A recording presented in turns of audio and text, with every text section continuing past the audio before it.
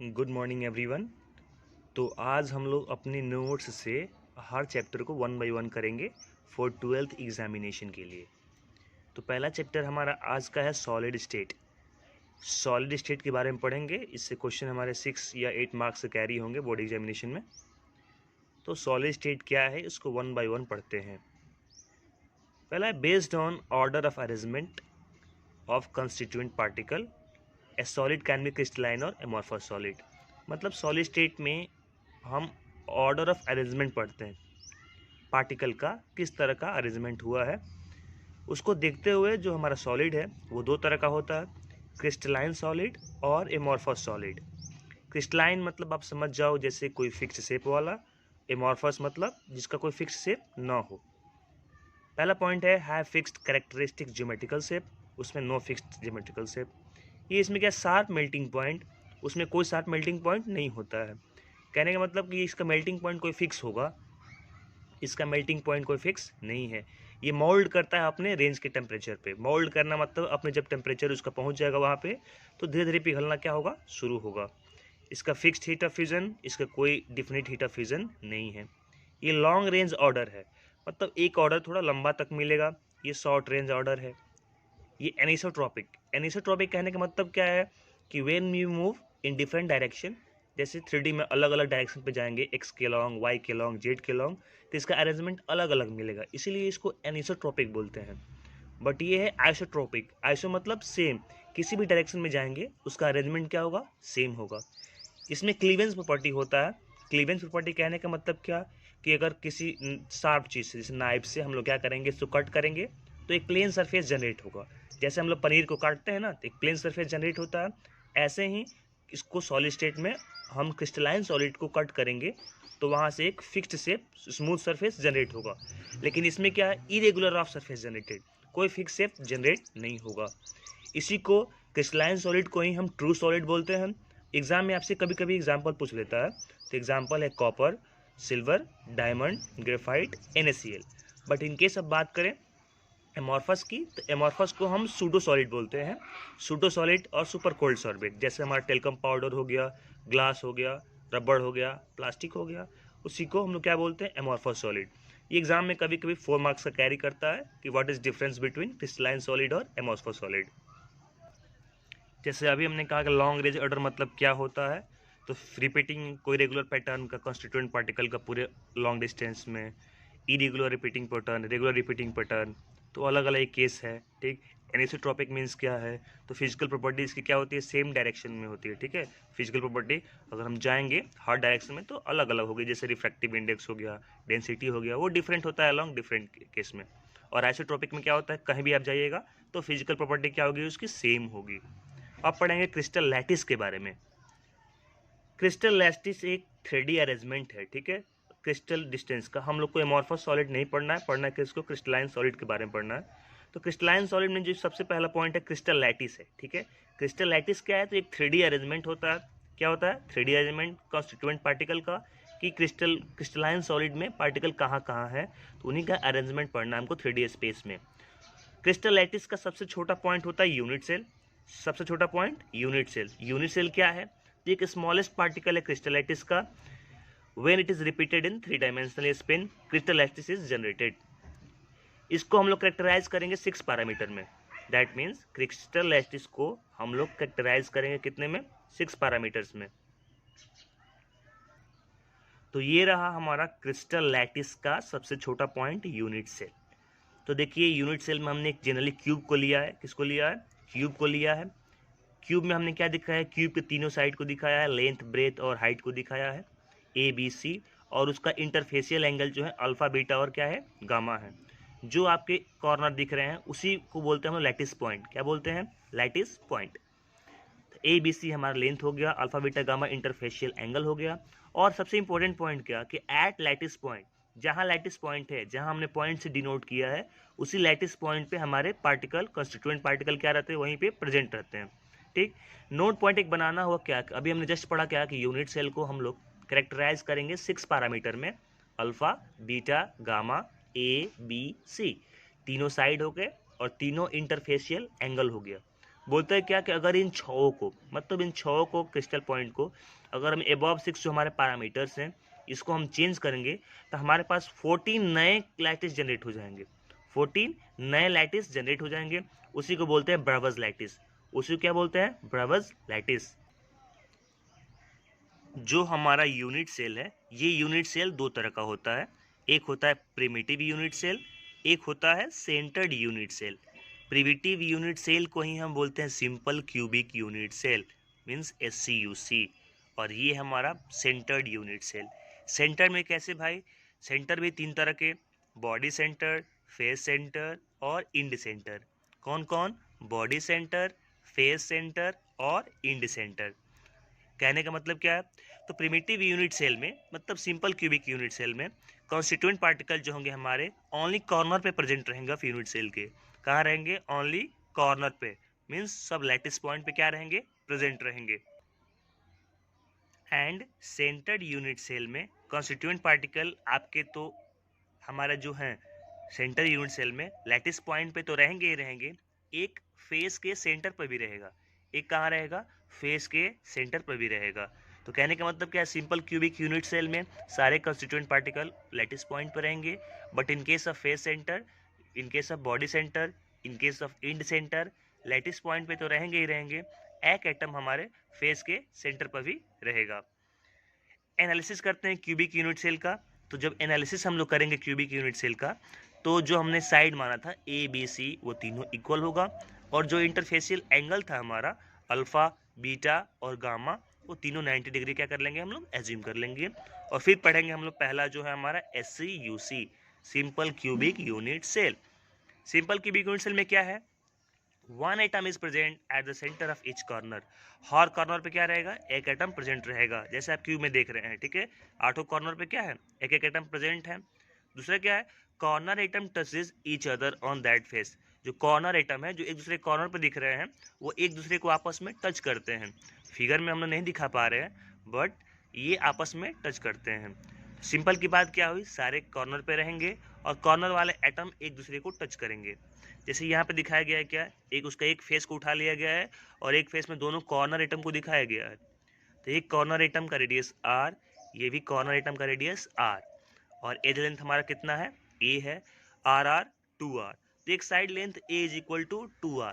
पूछता है simple cubic unit cell में, प्रिमिटिव यूनिट सेल में एज लेंथ और रेडियस में क्या रिलेशन होता है? तो सीधा बोलेंगे A is equal to 2R होता है।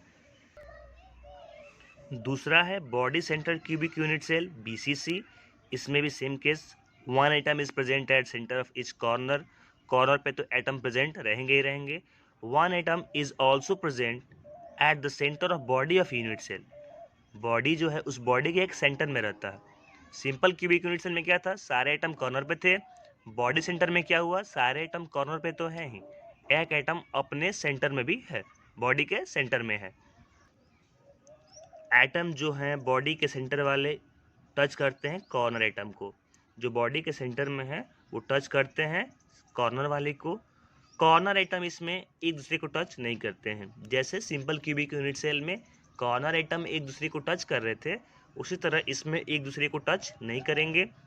बॉडी सेंटर वाला जो होगा कॉर्नर वाले को टच करेगा। दिखाया गया है क्यूब में, देखिए आठों कॉर्नर पे एटम है और एक एटम क्या है? उसके बीचों बीच है, ठीक।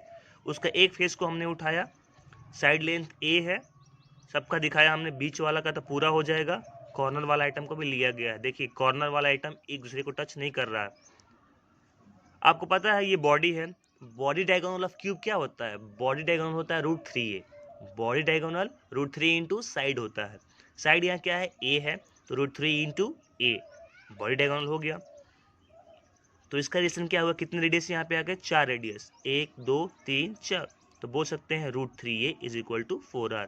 बॉडी डायगोनल होता है √3a और फेस डायगोनल होता है √2a।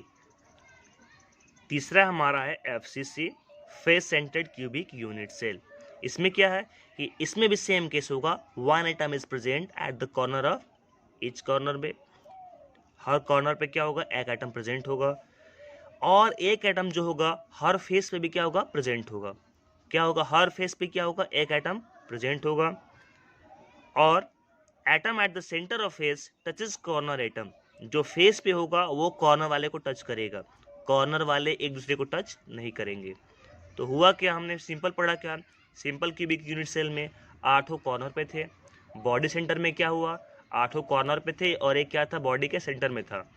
कॉर्नर वाले आपस में टच नहीं कर रहे थे, बॉडी का सेंटर वाला कॉर्नर को टच कर रहा था। फिर हमने पढ़ा एफसीसी, एफसीसी में 8 कॉर्नर पे एटम थे, 8 कॉर्नर पे एटम थे। कॉर्नर वाले एटम के साथ साथ एक फेस के सेंटर पर भी होता है, फेस के सेंटर वाला एटम कॉर्नर वाले को टच करता है, कॉर्नर वाला एटम एक दूसरे को टच नहीं करते हैं। ये रहा एफसीसी का डायग्राम, ये रहा एफसीसी का डायग्राम। एफसीसी का ये डायग्राम है, देख लीजिए, हर फेस पे एटम एक कॉर्नर पे है और एक हर फेस के सेंटर पे है। एक फेस को हमने उठाया है तो वहीं देखिए सेम केस 4R हो गया, लेकिन आपको पता है ये फेस सेंटर है। पिछली बार बताया था मैं कि फेस सेंटर क्या होता है, √2a होता है। Body centre, body diagonal √3a, face diagonal √2a, तो √2a is equal to 4R, ये क्या है, फेस डायगोनल है। End centre cubic unit cell इसी जिसको बोलते हैं। ये जो इंड सेंटर है वो जस्ट लाइक एफसी ही होता है, फेस सेंटर ही होता है, लेकिन उसमें क्या है, कितने फेस, एफसीसी में 6 फेसेस, तो 6 फेस के कॉर्नर पे एटम है और 8 एटम उसके कॉर्नर पे हैं, तो 8 और 6 कितने हो गए, 14 हो गए। लेकिन इंड सेंटर में क्या होता है, जो फेस है वो कोई अपोजिट फेस पे ही एटम रहेंगे, ठीक। एफसीसी में 6 फेस पे 6 फेस पे एटम रहेंगे, लेकिन यहाँ क्या है, कोई 2 अपोजिट फेस पे क्या रहेंगे, एटम रहेंगे। तो ये भी क्या है, देख लीजिए एफसी की तरह है, लेकिन एफसीसी में क्या होगा, सेंटर हर जगह रहता है, लेकिन इसमें क्या है, कोई 2 अपोजिट फेस पे एटम रहेंगे। अब पढ़ेंगे क्या, effective number of atom of unit cell, जो एटम जहाँ जहाँ है उससे कंट्रीब्यूशन कितना है यूनिट सेल में। मीन्स कोई कॉर्नर पे है, कोई फेस के सेंटर पे है, कोई बॉडी के सेंटर पे है, कोई एज पे है, तो वो कंट्रीब्यूट कितना कर रहा है अपने एक यूनिट सेल में, अपने वो लैटिस पॉइंट पे जो है वो कितना कंट्रीब्यूट कर रहा है। जो एटम हमारे बॉडी के कॉर्नर पे हैं, दैट मीन्स लैटिस पॉइंट पे हैं, वो कंट्रीब्यूट करेंगे 1/8 टू यूनिट सेल। जो कॉर्नर पे है वो 1/8 कंट्रीब्यूट करता है। जो बॉडी के फेस सेंटर पे है, कहाँ है, फेस सेंटर पे, फेस पे है, मतलब फेस मतलब क्या, समझ जाओ एक बॉल, ठीक है, फेस पे अटका हुआ है, आधा भाग इस साइड आधा भाग उस साइड, मीन्स 1/2। एटम जो बॉडी के सेंटर पे है वो कंट्रीब्यूट करता है कितना, 1, क्योंकि बॉडी के सेंटर पे है, मतलब पूरा का पूरा क्या है, वो ऑक्युपाइड है, वो पूरा का पूरा बॉडी के अंदर है, तो जो पूरा का पूरा बॉडी के अंदर है अपना पूरा कंट्रीब्यूशन करेगा, तो 1 कंट्रीब्यूट करता है। बचा जो एटम हमारा क्या है, एज पे है, एज वाला 1/4 करता है। तो ये चारों पॉइंट हमको याद कर लेना होगा। बॉडी के कॉर्नर वाला 1/8, फेस सेंटर वाला 1/2, जो हमारा बॉडी के अंदर है वो 1, और जो हमारा एज पे है वो 1/4। इसी को देखते हुए हम लोग जेड निकालेंगे, क्या निकालेंगे, जेड निकालेंगे। इफेक्टिव नंबर मतलब कितना होता है उसका इफेक्टिव नंबर, कंट्रीब्यूशन करके वो कितना कर ले रहे हैं, उसी को जेड बोलते हैं। सबसे पहले जेड हम लोग फाइंड करेंगे, कौन कितना शेयर कर रहा है एक लैटिस पॉइंट में, जो एटम जहाँ जहाँ हैं उनका कंट्रीब्यूशन क्या है यूनिट सेल के लिए, उसके लिए हम लोग जेड की वैल्यू कैलकुलेट करेंगे। जेड की वैल्यू सीधा ऑब्जेक्टिव में पूछ ले जाता है। पहला है हमारा क्या, Z for simple cubic unit cell. Simple cubic unit cell में हमको पता है कि सिंपल क्यूबिक यूनिट सेल में एटम सिर्फ कॉर्नर पे रहते हैं, और कितने कॉर्नर, 8 कॉर्नर, तो 8 एटम हो गए, पूरे एटम कितने हो गए, 8 हो गए। और आपको पता है कि एक कॉर्नर वाला कितना कंट्रीब्यूट करता है, 1/8। जब एक कंट्रीब्यूट करता है 1/8, तो 8 कितना करेगा, 8 × 1/8 means 1, means simple cubic unit cell का जेड होता है 1।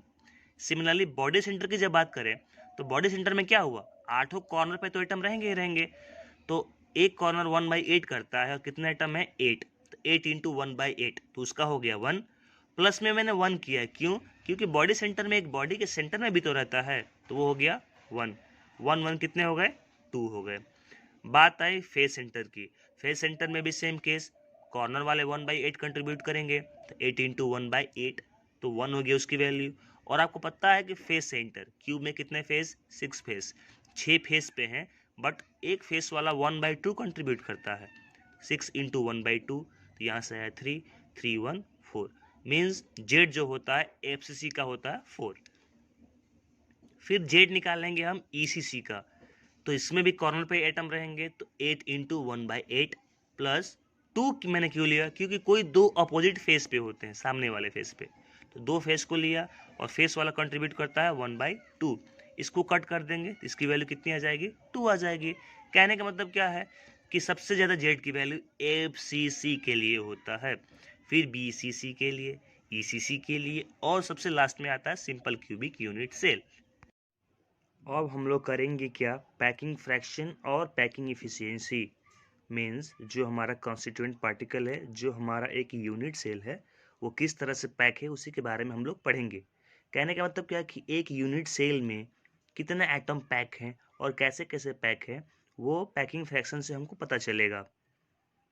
पैकिंग फ्रैक्शन का फॉर्मूला क्या है, तो जो हमारे एटम थे, कोई कॉन्स्टिट्यूएंट पार्टिकल, जो हमारे एटम थे लैटिस पॉइंट पे थे, फेस के सेंटर पे थे, बॉडी के सेंटर पे थे, वो तो स्फेरिकल शेप में है, तो स्फेयर हो गया। तो पैकिंग फ्रैक्शन का फॉर्मूला है volume of atom in unit cell by में volume of unit cell. Means पूरा यूनिट सेल जो है, एक पूरा बॉडी का स्ट्रक्चर जो है वो नीचे, और ऊपर में क्या रहेगा, वॉल्यूम ऑफ यूनिट सेल। फिर नीचे आएंगे, पैकिंग फ्रैक्शन का फॉर्मूला हो जाएगा, वो स्फेरिकल शेप के थे, एटम जो थे स्फेरिकल शेप के थे, 4/3πr³ उनका वॉल्यूम हो गया, बाय में volume of unit cell. Unit cell कैसा था, तो क्यूबॉइड के शेप में था, और क्यूबॉइड के शेप में था, हमने क्यूब लेके सॉल्व किया था उसको, तो क्यूब का वॉल्यूम AQ होता है, दैट मीन्स 4/3πr³ बाय में AQ।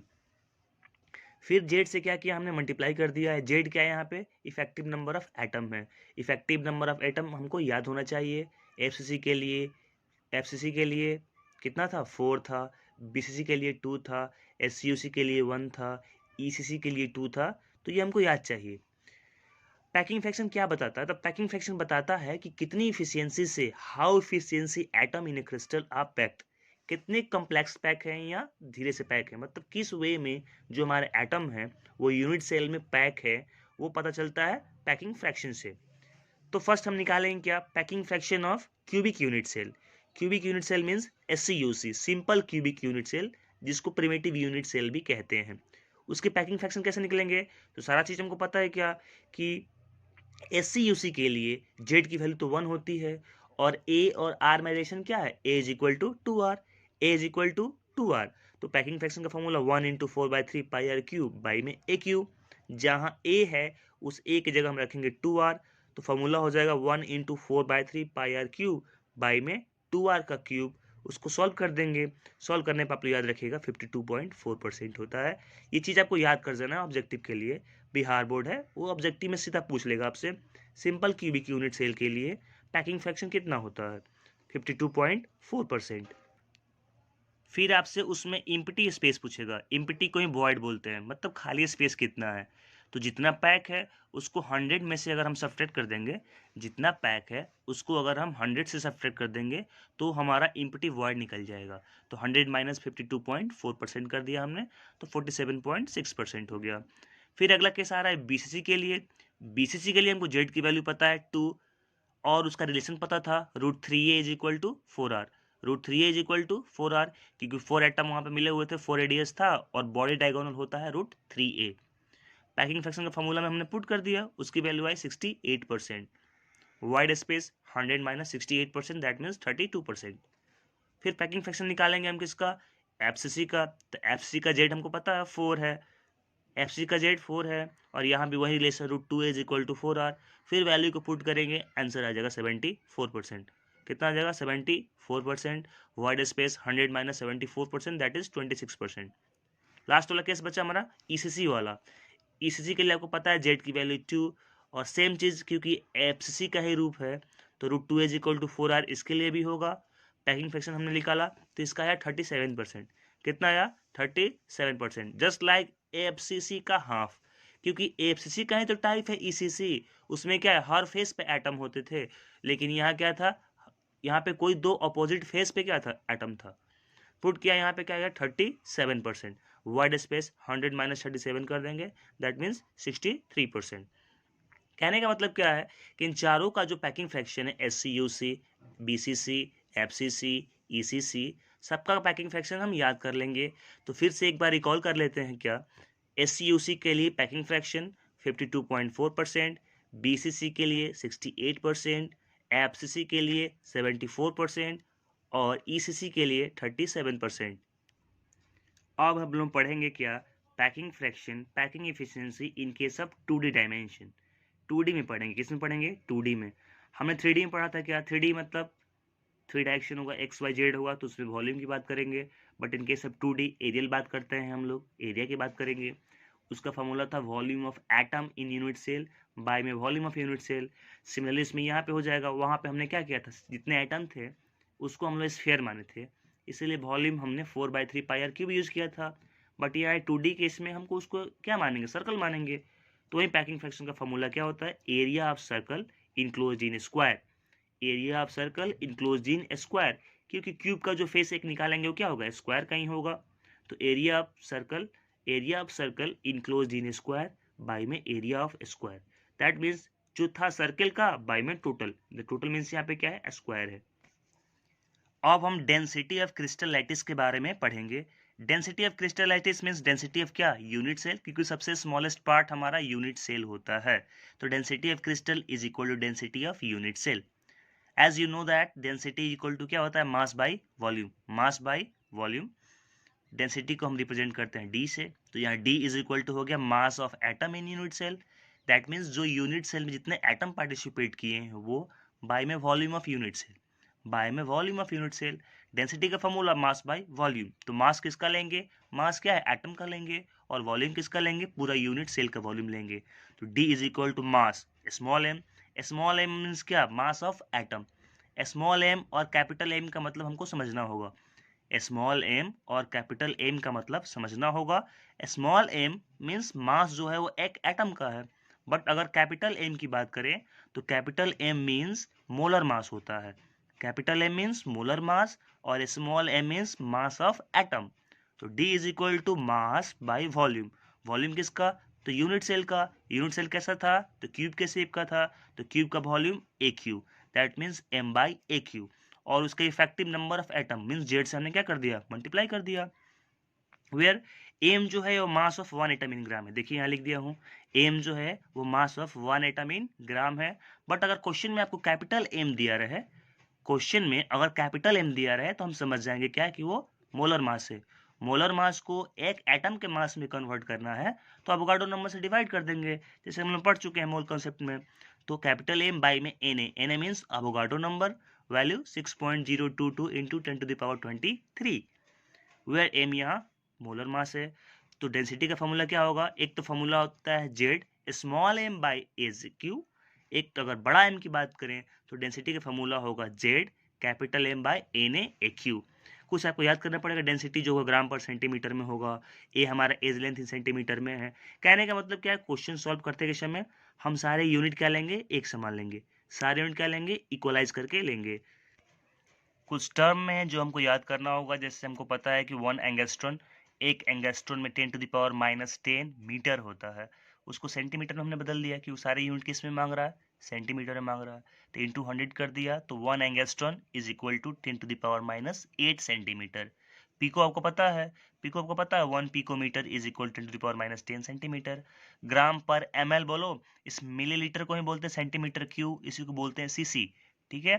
तो 1 ग्राम per ml is equal to 1 ग्राम पर सेंटीमीटर क्यूब। उसको अगर केजी में बदलना होगा तो 1000 केजी पर मीटर क्यूब और 1000 ग्राम पर लीटर, 1000 ग्राम पर लीटर। देखिए इससे ये फायदा होगा क्या कि आपके साथ साथ आपका नोट्स भी क्लियर होता जाएगा और आपका हर डाउट भी क्लियर होता जाएगा, ठीक। इसलिए चैनल को आप सब्सक्राइब कर दीजिए, सारे नोट्स से रिलेटेड जो चैप्टर आएंगे मैं 1 बाय 1 करके आपको दूंगा, ठीक। इससे क्या होगा, आपका नोट्स भी कंप्लीट होगा और आपको समझ में भी आएगा। और मैं आपको पढ़ाते समय ये बता दूंगा कि बोर्ड के लिए क्या इंपॉर्टेंट है। जैसे अभी बताया मैंने डेंसिटी का फॉर्मूला, पैकिंग फ्रैक्शन का फॉर्मूला बताया, 52.4%, 74%, 68%, आप सब याद कर लीजिए, ये सारे क्या इंपॉर्टेंट एग्जाम के लिए हैं, ठीक है। इसी में केस आता है पैकिंग ऑफ क्रिस्टल के बारे में, कोई क्रिस्टल किस तरह से पैक है, ठीक है। तो 1D packing, 2D packing, 2D extra packing, type packing, A type, A type, B type, different type के हमारे पास क्या है पैकिंग ऑफ क्रिस्टल है, उसको 1 बाय 1 हम लोग करेंगे, ठीक। ये है 1 डायमेंशनल पैकिंग, 1D पैकिंग। देखिए एक एटम, उसके बगल में एक एटम, उसके बगल में एक एटम, मतलब एक लीनियरली एटम का पैटर्न चलते जा रहा है, तो इसको हम लोग बोलेंगे 1D पैकिंग है। ठीक, एक वर्ड आएगा आपसे कोऑर्डिनेशन नंबर। क्या आएगा? Coordination number. इसको आप लोग याद कर लीजिए, क्या? Number of nearest neighbour. एक एटम के बगल में जितने एटम है उनको बोलते हैं उनका कोऑर्डिनेशन नंबर। मींस एक एटम को कितने एटम कितनी डायरेक्शन से सपोर्ट कर रहे हैं। देखिए एक सेंटर में एटम है, उसके लेफ्ट से और राइट से क्या एक एटम है, तो इसका कोऑर्डिनेशन में कितना हो गया? 2 हो गया। ये देखिए 2 डायमेंशनल स्क्वायर पैकिंग है। स्क्वायर पैकिंग कहने का मतलब क्या है? देखिए ऊपर वाला जिस तरह से हमने 5 एटम को, नीचे वाला जिस तरह से 5 एटम को, और थर्ड रो वाला 5 एटम को हमने अरेंज किया है, एक के नीचे एक, एक के नीचे एक, एक के नीचे एक। मीन्स अगर उसको अज्यूम कर ले कि वो ए है, तो ए टाइप वो है, तो सिमिलरली ये भी तो ए टाइप है, नीचे वाला भी तो ए टाइप है। हमने क्या किया? 4 एटम को लिया और चारों के एटम के सेंटर को हमने क्या किया? मिलाया। चारों के एटम के सेंटर को हमने मिलाया, तो एक स्क्वायर बन रहा है। क्या बन रहा है? एक स्क्वायर बन रहा है। इसीलिए इसको बोलते हैं 2D स्क्वायर पैकिंग। और इसके बीच का जो जगह स्पेस खाली दिख रहा है हमको, उसी को बोलते हैं स्क्वायर वॉइड। वॉइड मतलब वो जगह जहाँ कोई एटम नहीं है, वो खाली जगह है। ठीक, इसमें क्या होगा? स्क्वायर वॉइड इज जनरेटेड और ए टाइप स्ट्रक्चर। ये एक है 2 dimensional hexagonal close packing. Hexagonal को ही बोलते हैं HCP, हेक्सागोनल क्लोज्ड पैकिंग। हमने प्रीवियस में क्या पढ़ा? ए टाइप पढ़ा ना, एक के नीचे एक के नीचे एक, ए टाइप था। लेकिन यहाँ देखिए मैंने ऊपर वाला को अरेंज किया, और जैसे ही जहाँ ऊपर वाले 2 एटम है उनके बीच में एक एटम को लगा के हमने क्या किया? अरेंज किया है। दैट मीन्स उसके पैटर्न को हमने ब्रेक किया है। तो वो अगर ए टाइप है तो ये है बी टाइप। तो नीचे वाला को फिर सिमिलरली ऊपर वाली तरह ए टाइप बनाया हमने। फिर क्या किया? कोई 6 एटम को हमने क्या किया? उसके सेंटर से मिलाया, तो एक हेक्सागोनल बन रहा है। ठीक है, उसके बगल में कोई 3 को लिया और उसके सेंटर को मिलाया, तो एक ट्रायंगल बन रहा है। क्या बन रहा है? एक ट्रायंगल बन रहा है। तो जो 6 वाला है उसी को हम लोग बोलते हैं SCP, हेक्सागोनल क्लोज पैकिंग। और वो ट्रायंगल वाला का है ट्रायंगुलर क्लोज पैकिंग। जो ट्रायंगल के अंदर है उसको हम लोग बोलेंगे ट्रायंगुलर वॉइड, और ये हेक्सागोनल वॉइड भी इसके अंदर है। कोऑर्डिनेशन नंबर की बात करें तो एक सेंटर वाला आइटम को देखिए, उसके अगल बगल कितने आइटम है? 6 आइटम है। कोई भी आइटम को देखिए, उसके अगल बगल कितने आइटम है? 6 आइटम है। तो इसकी कोऑर्डिनेशन नंबर कितनी हो गई? 6। क्योंकि हमको पता है कोऑर्डिनेशन नंबर क्या होता है? Number of nearest neighbour. एक आइटम के बगल में कितने आइटम है। पैकिंग फ्रैक्शन की बात करें तो 1/3 ये कर रहा है, इसको सॉल्व किया तो 3 वहां से वैल्यू आ गई। और पैकिंग फ्रैक्शन का फॉर्मूला आपको पता है, ZM/AQ, means density of atom in density के लिए, volume of atom in unit cell by में volume of unit cell. Solve करेंगे तो π/√3 आएगा। तो इसको हम लोग करते जाएंगे, वीडियो लंबी होती जा रही है, तो फिर इसके आगे का पार्ट हम नेक्स्ट वीडियो में करेंगे। इस चैनल को आप सब्सक्राइब कीजिए और लाइक कीजिए फॉर नेक्स्ट वीडियो। जैसे अप टू डेट होगा आपके मोबाइल पे हम शेयर कर देंगे और आपसे क्या कर लेंगे? बात कर लेंगे।